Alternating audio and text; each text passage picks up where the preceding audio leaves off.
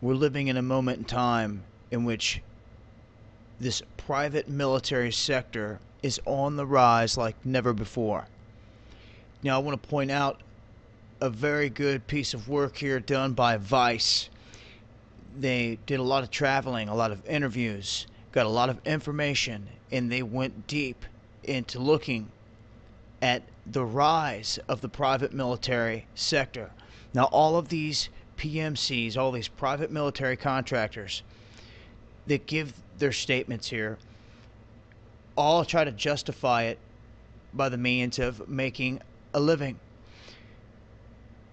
You will see ex-Army Rangers that state facts like this.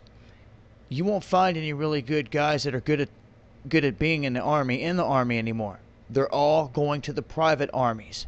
And he states, why would I spend 5 years on a tour in Iraq to make $120,000 when I could do a 2-year tour in Iraq for $400,000? You see, the problem here, as many state, is there's a separation here from the patriotism of an army that represents something. These people are not fighting for valor. These people are fighting for money. Big paychecks. They go pretty deep here in this interview. They even land an interview with Erik Prince, and he tries to defend the whole thing as being as American as apple pie. That private endeavors have been here ever since the beginning of this thing.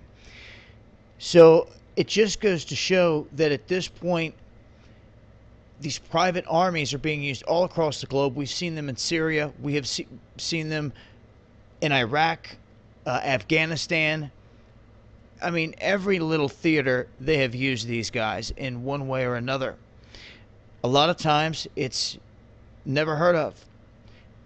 Erik Prince goes on to give his numbers he was bragging about, though, of some 100,000 operations and never had a single man killed or injured, I guess on his watch.